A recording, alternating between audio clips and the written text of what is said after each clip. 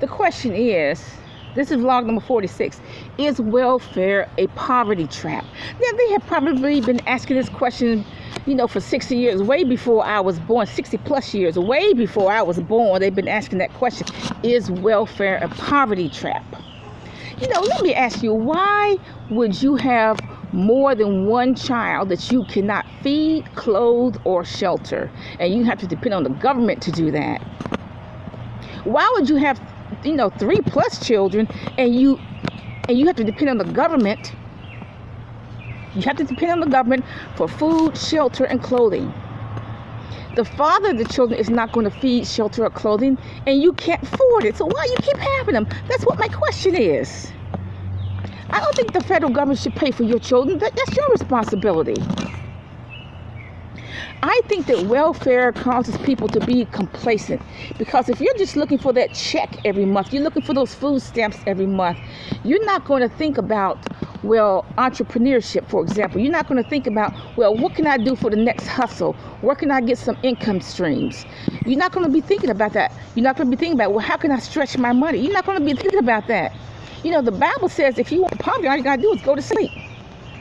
The Bible says you go to sleep and you'll see poverty is going to come upon you. Now, when you are poor, as I said in the previous videos, you constantly have to think, what I'm going to do the next day? What else could I do to generate money? You constantly have to think. Now, you take like illegals. Illegals eat, sleep, and drink welfare. That's all they do is get on welfare. They eat, sleep, and drink welfare. 99% of the illegals are on welfare. The government has gotten so that they pay the mortgage of some illegals. Like, for example, an illegal man will buy a house.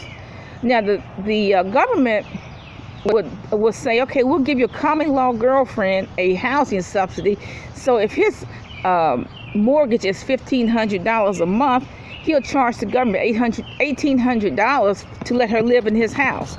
So the government's paying his mortgage. And, food stamps will buy the food. Illegals have no ambition. You don't see them going to any of the schools, any of the training programs like carpentry, power tools. You don't see them going to any of those at all.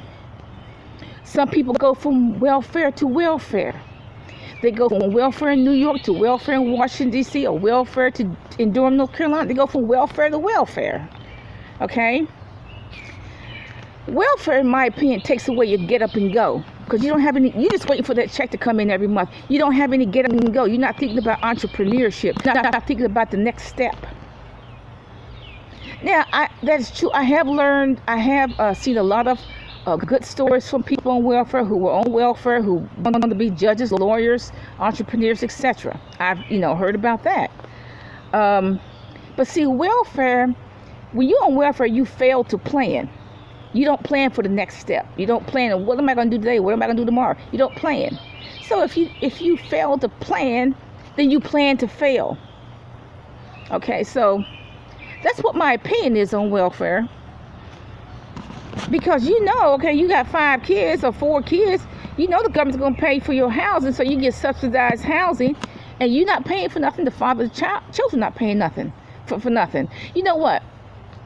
I don't believe it's got the government's responsibility to pay for your children. I don't believe it. You see some people with 4 or 5 children living off the grid, but the government is not paying for anything. So I don't have an issue with the children, but I'm saying, why do you have children that you cannot feed, clothe, or house, and you're going to depend on the government to do it? There's something wrong with that picture. I don't think the government should pay for your children. There's something wrong with that picture. Bye.